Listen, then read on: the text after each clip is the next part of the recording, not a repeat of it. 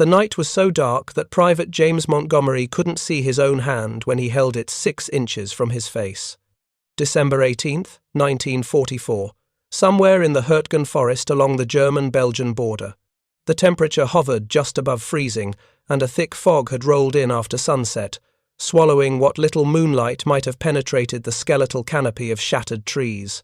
Montgomery crouched in a shell crater, listening to the laboured breathing of the 149 men strung out in a silent column behind him. They were trapped. Intelligence had been wrong, catastrophically wrong. The clear route back to American lines was actually a German minefield, and now Captain William Travers was asking this 20-year-old farm boy from Nebraska to do something that seemed impossible. Navigate all of them through it in complete darkness without a single map, compass bearing, or visible landmark to guide them. If you're enjoying this deep dive into the story, hit the subscribe button and let us know in the comments from where in the world you are watching from today. Montgomery had grown up on 320 acres of wheat and cattle land outside McCook, Nebraska. His father, Robert Montgomery, ran the family farm that had been in their name since 1878, when James's great-grandfather had claimed the land under the Homestead Act. The work was relentless. From the age of 7, James had walked the property lines every morning before school, checking fence posts and water troughs. His father insisted on it. "A farm boy who can't find his way home in the dark isn't worth the boots he's wearing," Robert would say, usually while they were still eating breakfast by lamplight at 4:30 in the morning. The skill seemed unremarkable at the time. Every night, after finishing his chores, young James would walk the property without a lantern, memorizing every depression in the earth, every cluster of cottonwood trees, every slight rise where the water pooled after rain. He knew where the old cattle trail curved northeast toward the creek. He could feel the difference in the soil texture between the north 40 acres and the south pasture. When his father sent him out on moonless nights to check on a difficult carving or repair a broken fence, James never got lost. He navigated by feel, by the angle of the wind, by the way sound carried differently across open ground versus near the tree line. In 1942, when James was 18, the draft notice arrived. His father handed him the letter without comment, though James saw something flicker across the older man's weathered face, not quite pride, not quite fear, something heavier. Robert Montgomery had been too old for the First World War, and his own father had been too young for the Civil War. This would be the first time Montgomery had gone to fight. James reported to Fort Leavenworth in Kansas on March 14, 1943. The Army processed him through basic training with mechanical efficiency. He qualified as an expert on the M1 Garand rifle. His physical fitness scores were unremarkable: average height, average build, average everything. Nothing in his file suggested anything special. The instructors at Fort Benning, Georgia, where he completed advanced infantry training, taught land navigation using maps, compasses, and terrain association. James found the classes almost comically overcomplicated. The other soldiers struggled to shoot azimuth bearings and calculate magnetic declination. They got lost during night exercises despite having luminous compasses and detailed topographic maps.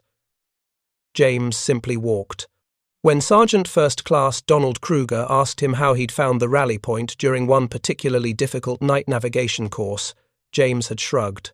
"Followed the drainage pattern downhill until I hit the creek, then tracked it east until I smelled the smoke. From your cigarette, Sergeant." Kruger had stared at him. "Son, that creek isn't on the map." "No, Sergeant, but it's there in the ground." James shipped out to Europe with the 28th Infantry Division in October 1944. The 28th had already been bloodied in the Norman hedgerows and was being reconstituted with fresh replacements. By the time Montgomery arrived, the division was preparing for operations in the Hurtgen Forest, a nearly 50-square-mile maze of dense woodland along the German-Belgian border.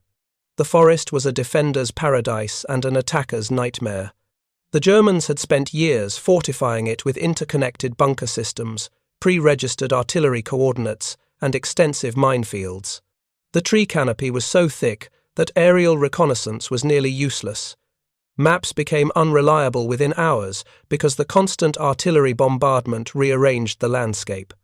The Hurtgen Forest offensive began in mid-September 1944 and would eventually consume nearly 6 months and 33,000 American casualties.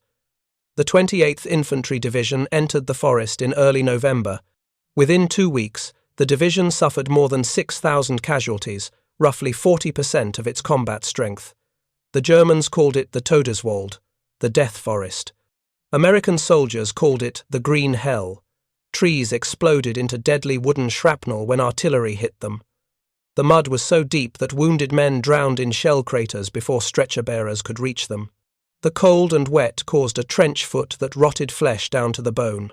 Captain William Travers commanded Company K, 3rd Battalion, 110th Infantry Regiment.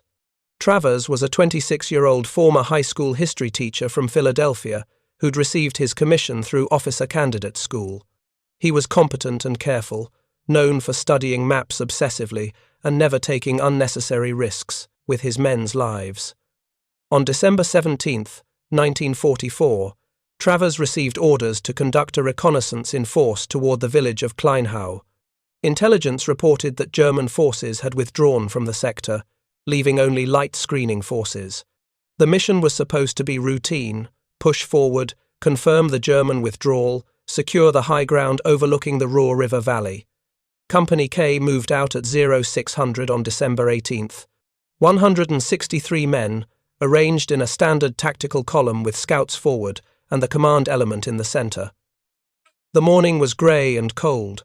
Frost coated every surface. The men moved carefully through the shattered forest, alert for the distinctive sound of German machine guns or the whistle of incoming mortars. They covered nearly 3 kilometers without contact. Too easy, Travers thought. His instincts were screaming warnings, but the orders were clear, and the radio reports from the battalion indicated no enemy activity in the sector.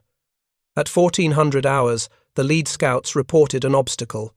A German minefield blocked the main trail, marked with the distinctive white skull and crossbones signs the Wehrmacht used.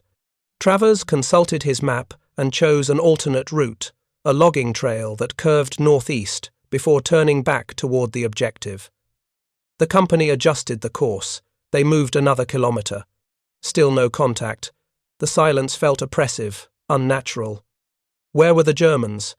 The answer came at 1600 hours, when the fog rolled in and the temperature dropped. Company K had advanced into a carefully prepared trap.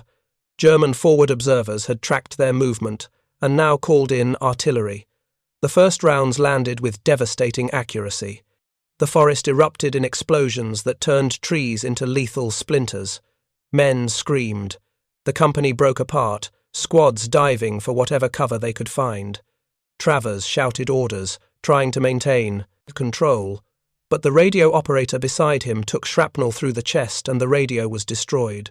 The barrage lasted 11 minutes. When it stopped, Travers had 150 men still alive and mobile. 13 were dead or too badly wounded to move. The company was scattered across 200 meters of devastated forest. The Germans would be coming now, Travers knew. Standard tactics: soften the target with artillery, then send in infantry to mop up. Company K had to move, had to get back to American lines before they were surrounded and destroyed. But which way? The fog was so thick that visibility was down to perhaps 15 meters. The artillery had obliterated every landmark. The trees all looked the same, black skeletons against grey fog. Travers's map was useless without visible terrain features to navigate by. The compass worked, but a bearing alone wouldn't save them. They needed to know where the German positions were, where the minefields lay, where the pursed, safe routes through this nightmare existed. Travers gathered his squad leaders. They huddled in a shell crater while scattered rifle fire echoed through the fog. German patrols were already probing the area. "We came in from the southwest," Travers said, keeping his voice low. "The battalion is approximately 4 kilometers in that direction, but we passed at least 2 marked minefields. There could be more, unmarked ones. We could wait for dark and then move," suggested First Lieutenant David Chen, the executive officer. "The Germans own this forest at night," Travers replied. "They know every trail, every bunker position. We move now or we die here." That's when Private Montgomery spoke up. He'd been assigned to the captain's command group as a runner, which meant he'd stayed close to Travers throughout the advance. "Captain, I can get us out." Travers looked at him. Montgomery's uniform was caked with mud, and his face was pale, but his eyes were steady. "How?" "I remember the way. We came in. Every turn, every landmark. The ground tells a story if you know how to read it." "Private, I can't see 15 feet in this fog." "I don't need to see, sir. I can feel it. The slope of the ground, the drainage patterns, the way the wind moves through the trees. I walked these same skills back home for 12 years. If you find this story engaging, please take a moment to subscribe and enable notifications. It helps us continue producing in-depth content like this. Travers studied the young farm boy. In normal circumstances, he would never have considered such a proposal. But these weren't normal circumstances. His men were surrounded, cut off, being hunted through fog so thick that standard navigation was impossible. The radio was dead. Artillery had destroyed his landmarks. And here was a kid from Nebraska claiming he could navigate by feel through terrain he'd only seen once, hours ago, in completely different visibility conditions. "Chen, what do you think?" "Travers," asked his executive officer. Lieutenant Chen looked at Montgomery, then back at Travers. "Sir, I think we're dead if we stay here, and probably dead if we try to move blind through those minefields. At least this gives us a chance." Travers made his decision. "Montgomery, you're on point. Get us home." They moved out at 16:45 hours.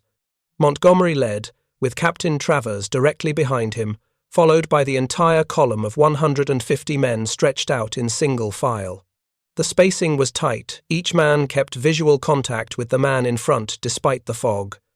Too tight for tactical movement, but Travers had abandoned tactical principles. This was about survival now, about pure navigation through a lethal environment. Montgomery moved slowly, methodically. He would take several steps, then pause, sometimes crouching to touch the ground with his bare hands despite the freezing temperature. Travers watched him kneel and run his fingers through the soil, testing its texture. Once, Montgomery picked up a handful of dirt and actually smelled it, then nodded to himself and adjusted their course slightly to the left. "What are you doing?" Travers whispered. "This soil has more clay content than what we walked through on the way in," Montgomery replied softly. "Means we've drifted too far north. The good route had sandier soil with better drainage." They continued. The fog pressed in from all sides, a grey curtain that reduced the world to a moving bubble of visibility perhaps 20 feet in diameter.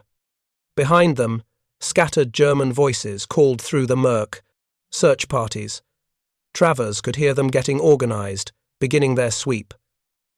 Company K had perhaps a 30-minute head start, maybe less. Montgomery led them down a shallow ravine. The ground was torn up from artillery, but he seemed to recognise the contours. "We came through here around 1100 hours," he said quietly. There was a fallen oak tree blocking the trail. Around it to the left. Travers looked around. In the fog, he could barely make out the shapes of trees, let alone identify a specific fallen oak. But Montgomery moved with confidence, adjusting their path around an obstacle that materialized out of the fog, exactly where he'd predicted a massive oak tree, its roots torn from the earth by some previous bombardment. Time became fluid. They moved through the fog for what felt like hours, but was probably only 40 minutes. Every few minutes, Montgomery would pause to orient himself. Once, he stopped and listened to the way the wind moved through the trees, then nodded and continued. Another time, he crouched and studied the pattern of water drainage in a small depression, comparing it to some mental map only he could see. At 17:30 hours, Montgomery stopped so abruptly that Captain Travers nearly walked into him. "What is it?" Montgomery pointed down. In the fading light and heavy fog, Travers could barely see the ground at their feet. Montgomery knelt and brushed away some frost and debris. There, half buried in the mud, was a German mine. The distinctive Teller mine, shaped like a large dinner plate, designed to blow the tracks off a tank or the legs off a man. "Minefield," Montgomery said softly. "The one we bypassed this morning. But I remember the path we took. The Germans marked the safe lane with small rocks, probably for their own patrols. Look," he pointed.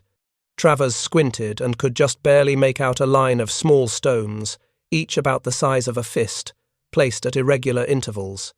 They formed a subtle path through the minefield, a route perhaps 4 feet wide between the buried explosives. "Can you follow those markers in this fog?" Travers asked. Montgomery looked up at him. In the dim light, his young face seemed carved from stone. "Yes, sir, but everyone has to step exactly where I step. Single file. No deviation. If someone panics or stumbles, they die and probably kill the men around them too." Travers turned to the column behind them. He could see Lieutenant Chen, then Sergeant Kruger, then the rest of the men fading into the fog.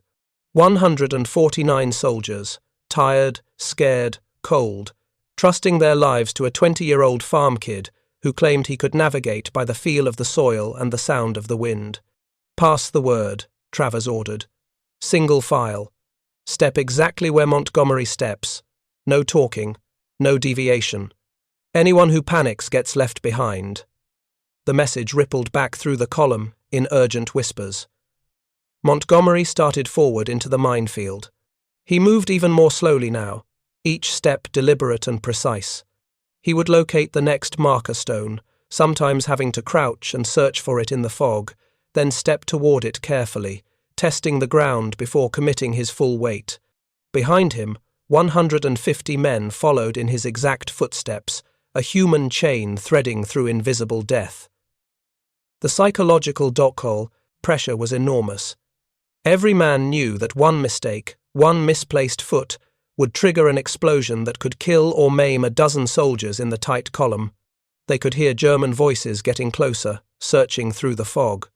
The hunters were closing in. But rushing meant death. Montgomery maintained his careful pace. 15 meters into the minefield, Private Robert Walsh, a replacement who'd only joined the company 3 days earlier, began to panic. Travers heard him muttering behind him. Can't see, gonna die. Walsh's breathing accelerated into hyperventilation. Sergeant Kruger, who was directly behind Walsh, grabbed his shoulder and squeezed hard. "Look at me," Kruger whispered fiercely. "Look at my face. You step where I step. I step where the captain steps. The captain steps where Montgomery steps. That's all you need to know. Focus on my boots. Nothing else exists." Walsh got control of himself. The column continued. 20 meters. 30 meters. Montgomery never hesitated, never second-guessed himself. He found each marker stone with mechanical precision, even though several were partially buried and nearly invisible in the fog and failing light. Once, he stopped and tested the ground with a small stick he'd picked up, probing gently before taking his next step. The stick hit something solid, 6 inches down.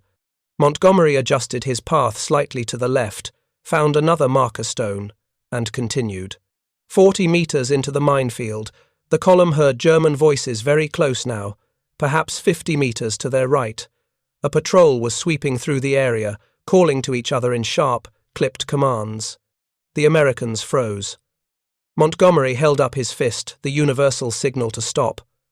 150 men became statues in the fog, hardly daring to breathe. The German voices drew closer. Travers could hear boots crunching through frozen underbrush. A flashlight beam swept through the fog, perhaps 30 meters away, a diffuse yellow glow in the grey murk. The Germans were searching methodically, but they were staying on the safe trails, avoiding their own minefields. They called back and forth, coordinating their sweep pattern. Montgomery remained absolutely still, crouched low beside a marker stone. His hand rested on the frozen ground as if he were feeling the earth's pulse. The German patrol passed within 25 meters of the American column. The soldiers were so close that Travers could hear one of them complaining about the cold, another responding with harsh laughter. Then the voices faded. The flashlight beams moved away into the fog. After 2 full minutes of silence, Montgomery stood and continued forward. 50 meters, 60 meters. The minefield seemed to go on forever, though Montgomery later estimated it was approximately 80 meters deep. Each step was a small prayer, each safe arrival at the next marker stone a minor miracle. The men's legs trembled with fatigue and tension. Several soldiers later reported that they'd been silently reciting the Lord's Prayer or the 23rd Psalm over and over as they walked. At 70 meters, Montgomery found the last marker stone. Beyond it, the ground changed character, less disturbed, natural forest floor instead of the carefully prepared killing zone. He turned back to Captain Travers and nodded once. They were through. The column emerged from the minefield at 18:05 hours. It had taken them 30 minutes to cover 80 meters. Now Montgomery picked up the pace slightly, though he remained cautious and methodical. The fog was actually getting thicker as full darkness approached, but Montgomery seemed, if anything, more confident. This was his element, night navigation through difficult terrain. He led them down another ravine, then along a subtle ridgeline that Travers couldn't even see in the darkness, but which Montgomery followed with unwavering certainty. "We passed this way around 1000 hours," Montgomery said quietly. There was a burned-out German half-track about 200 meters ahead on the right side of the trail. 200 meters later, the hulk of the half-track materialized out of the fog and darkness, exactly where Montgomery had predicted. Travers felt a chill that had nothing to do with the temperature. This farm kid wasn't just remembering landmarks, he was navigating by some internal map that didn't require vision at all. They continued southwest. The sounds of the German search parties faded behind them. Montgomery adjusted their route several times based on factors Travers couldn't perceive: the slope of the ground, the density of the underbrush, the way water had pooled in certain depressions. Each time, his adjustments steered them around obstacles or dangers that became apparent only after they'd been avoided. At 1900 hours, they encountered the second minefield. This one was unmarked, a nasty surprise that the Germans had ceded, across what looked like a safe approach route. Montgomery stopped so abruptly that Travers bumped into him. "Minefield," Montgomery said. "How can you tell? There are no markers. The ground's been disturbed. See how the frost pattern is different here. Someone dug this area up recently, then tried to make it look natural again. And there," he pointed to a barely visible depression in the earth. "That's the kind of settlement you get when soil is disturbed and then compacted by rain." Travers stared at the ground. In the near-total darkness, he could see almost nothing. But Montgomery was already moving laterally along the edge of the minefield, searching for a safe route around it. They detoured north for nearly 200 meters before Montgomery found a gap. "This is natural ground," he said, touching the frost-covered earth. "No one's dug here. Should be safe." Every man in the column was acutely aware that they were trusting this assessment with their lives. If Montgomery was wrong, if he'd misread the signs, the first mine would kill him, and probably the dozen men closest behind him. But Montgomery wasn't wrong. They passed through the gap without incident and resumed their southwest course. The navigation became even more remarkable as full darkness set in. The fog remained thick, the cloud cover was complete, and there was no moon. The darkness was absolute, the kind of deep black where the human eye sees nothing at all, where depth perception vanishes and the world becomes a void. Men literally could not see their hands in front of their faces. Montgomery continued to navigate. He moved more slowly now, feeling his way, sometimes dropping to his hands and knees to examine the ground by touch. But he never stopped, never expressed doubt. When Travers asked him how he knew they were still on course, Montgomery said simply, "The ground is telling me." "What is it telling you?" "We're walking along a very gradual slope, declining, to the southwest at about a 3-degree angle. There's a small creek about 400 meters ahead. I can smell the different vegetation patterns. When we cross it, We need to turn more westerly to avoid a swampy area that'll be impassable in the dark. Travers had no idea how Montgomery could smell different vegetation patterns or estimate slope angles in complete darkness, but he'd stopped questioning. The farm kid had gotten them through 2 minefields and past German patrols. He'd earned absolute trust. At 1940 hours, they crossed the creek Montgomery had predicted. It was exactly where he'd said it would be, a small stream, perhaps 10 feet wide, running through a shallow cut in the forest floor. The men waded through water that came up to their knees, the icy cold shocking after hours of tense movement. Montgomery adjusted their course to the west after crossing. 20 minutes later, the column skirted the edge of what was indeed a marshy area, the ground becoming progressively softer until Montgomery led them on a curve to higher ground.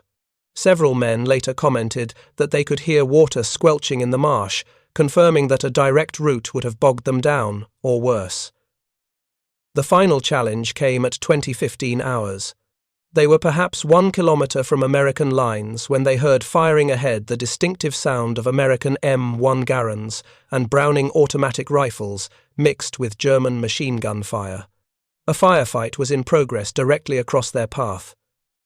Montgomery stopped and listened.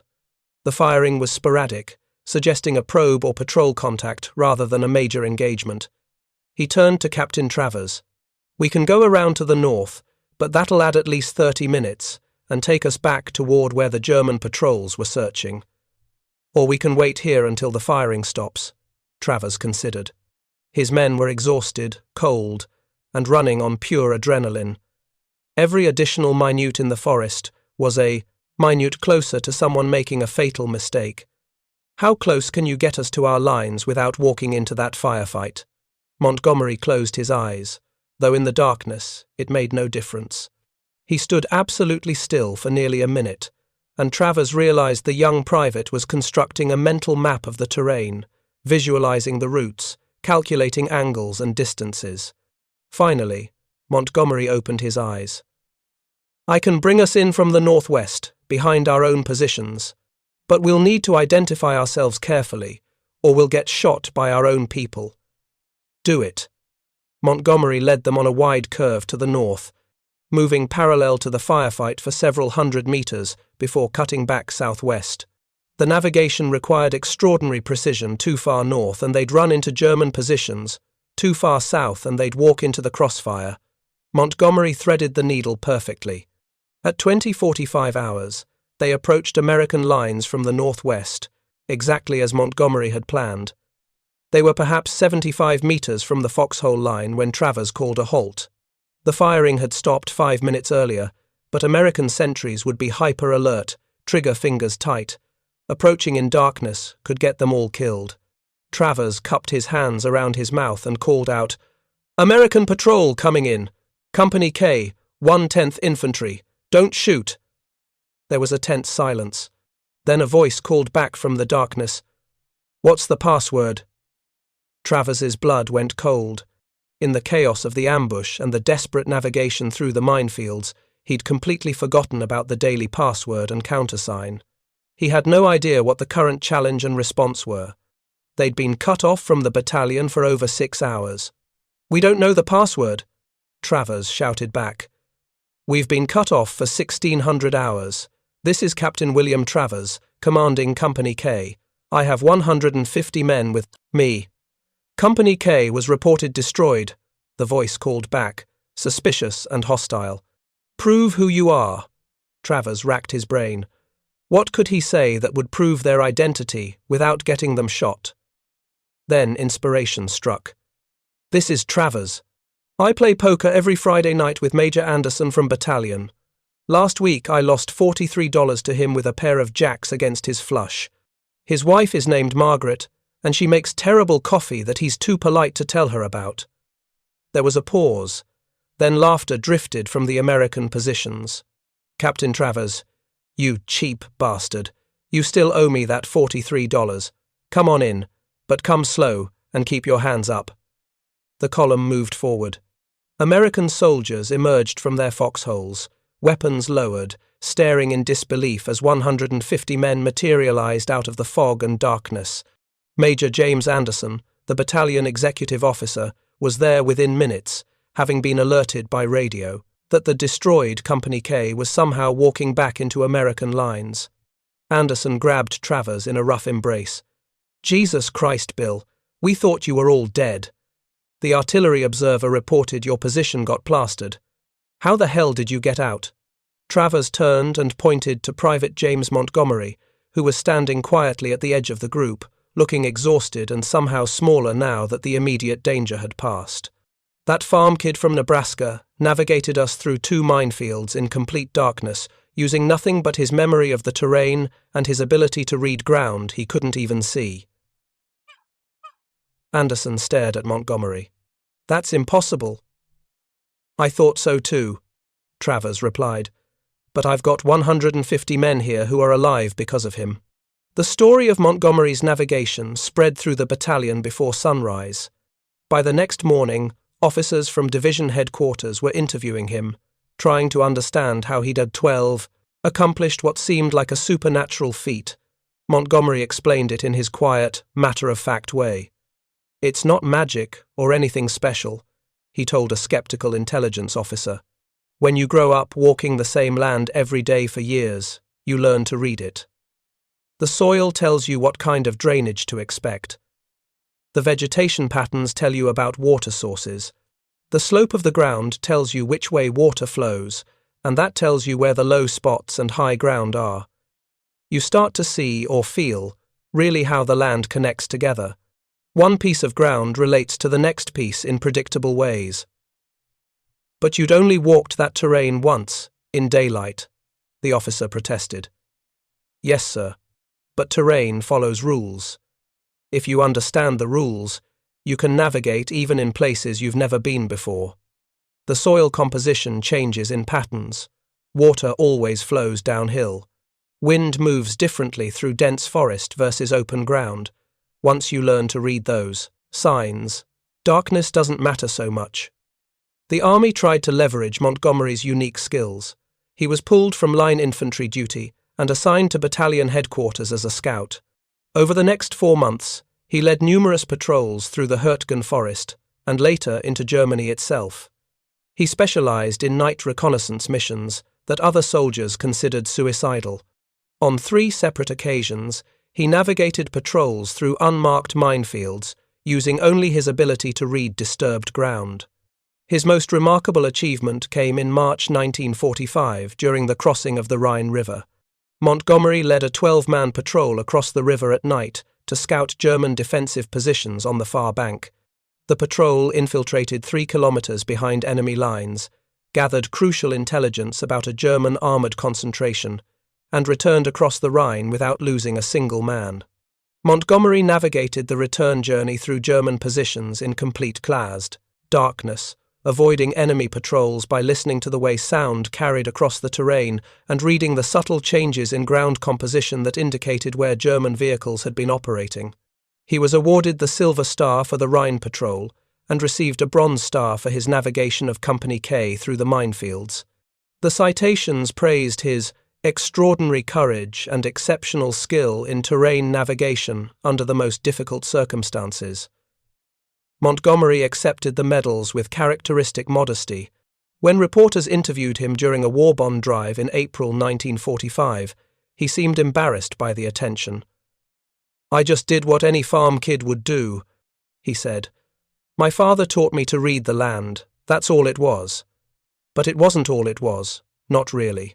What Montgomery had done represented a kind of knowledge that was already disappearing from American life even in 1945. The intimate connection to landscape that came from walking the same ground every day, from learning to navigate by feel and sound and smell rather than by technological tools, was becoming rare. Montgomery represented the end of something the last generation of rural Americans who possessed skills that would become obsolete in a world of GPS satellites and digital mapping.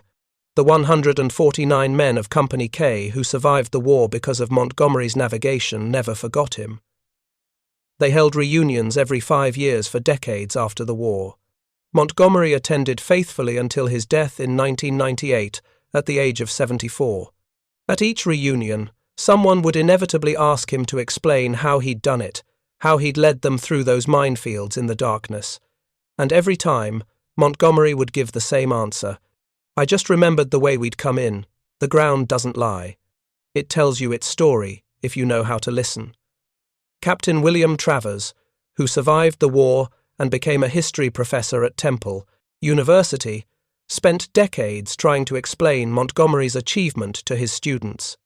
In his memoir, published in 1983, Travers wrote, "I've studied military history for 40 years, and I've read accounts of remarkable navigation feats from every war and every era. But I've never encountered anything quite like what Jim Montgomery did that night in the Hurtgen Forest. It wasn't just skill or training. It was a kind of knowledge that can't be taught in any school. It comes from living in intimate relationships with the land, from years of walking the same ground until you know it the way you know your own heartbeat. Modern soldiers navigate with maps and GPS. Jim navigated with something older and more fundamental, pure connection to the earth itself." The U.S. Army conducted studies of Montgomery's abilities in the years immediately after the war. Military psychologists tested his spatial memory and terrain recognition skills. They found that he possessed exceptional pattern recognition abilities and remarkable spatial reasoning, but nothing that suggested supernatural talents. What Montgomery had was not a unique biological gift, but rather a skill set that had been systematically developed through years of practical necessity. The Army tried to incorporate his techniques into scout training programs, but the results were disappointing. Soldiers who'd grown up in cities or suburbs couldn't develop in a few months what Montgomery had learned over 12 years of walking Nebraska farmland. The Hurtgen Forest campaign officially ended in mid-February 1945. The Americans eventually took the forest, but at a catastrophic cost, 33,000 casualties for terrain that had limited strategic value. Military historians still debate whether the offensive was necessary or was instead a tragic waste of American lives. But for the 150 men of Company K who walked out of that forest alive on December 18, 1944, the strategic debates were irrelevant. They knew only that they should have died that night, that every reasonable military calculation suggested they would be overrun and destroyed. Instead, a 20-year-old farm kid who could read the language of the earth had guided them home. Montgomery himself rarely spoke about the war after returning to Nebraska in October 1945. He went back to the family farm outside McCook and worked the land alongside his father until Robert Montgomery's death in 1968. James inherited the farm and ran it for another 20 years before selling it to a larger agricultural corporation in 1988. By then, the landscape of American farming had changed beyond recognition. Massive industrial operations had replaced family farms throughout the Great Plains. The intimate knowledge of specific pieces of land that men like James Montgomery possessed had become economically irrelevant. But Montgomery never lost the ability. Even in his 70s, suffering from the heart disease that would eventually kill him, he could walk the land around McCook and tell you the history written in the soil. He could look at a field and explain how the drainage patterns had changed since a particular storm in 1953. He could predict where water would pool after rain by reading subtle changes in elevation that were invisible to everyone else. The skills that had saved 150 lives in the Hurtgen Forest remained sharp until the day he died. Lieutenant Colonel William Travers, he'd been promoted twice after the war, before retiring from the Army in 1963, delivered the eulogy at Montgomery's funeral in McCook. Travers was 79 years old by then, but his voice was strong as he addressed the congregation. "Jim Montgomery saved my life," Travers said. "He saved the lives of 149 other men. He did it with a skill that most people don't even understand exists anymore. In our modern world, we navigate with satellites and computers. We've lost touch with the land in ways that would have been incomprehensible to our grandparents. Jim represented something we've lost as a society, the ability to read the earth itself, to understand the landscape so intimately that you can navigate through it in complete darkness across ground you've only seen once. That knowledge is almost extinct now. When Jim died, a piece of American history died with him. The farmland that Montgomery had known so well was sold again in 2003, this time to an international agribusiness corporation. The original farmhouse where James had grown up was demolished. The property is now part of a 10,000-acre industrial farming operation managed by GPS-guided autonomous tractors. The operators of those tractors navigate with satellite precision accurate to within inches. They don't need to know the land intimately, because their computers know it for them. But on December 18, 1944, in the Hurtgen forest in darkness so complete that men couldn't see their own hands, all the technology in the world couldn't have saved Company K. What saved them was older and simpler, a farm kid from Nebraska who'd spent 12 years learning to read the story written in the earth itself. In that moment, ancient knowledge proved more valuable than any map or compass could ever be. The official U.S. Army history of the Hurtgen Forest campaign mentions Company K's survival in a single footnote, describing it as a successful withdrawal under difficult conditions. The brief mention doesn't capture what actually happened that night, the terror of walking through minefields in darkness, the absolute trust required to follow one man's invisible navigation, the collision between modern warfare and ancient skills. But the 150 men who lived through it never forgot, neither did their children or grandchildren, who heard the story at family gatherings for decades afterward. In 2004, a military historian named Dr. Sarah Chen attempted to retrace Company K's route through the Hurtgen forest using modern GPS coordinates extracted from period maps and after-action reports. The forest had regrown in the 60 years since the war, and the minefields had long since been cleared, but the basic terrain remained unchanged. Dr. Chen attempted the navigation in daylight with a GPS unit and detailed topographic maps. She later wrote, "Even with modern technology and full visibility, I found the navigation challenging. The terrain is complex, the forest is dense, and the landmarks are subtle.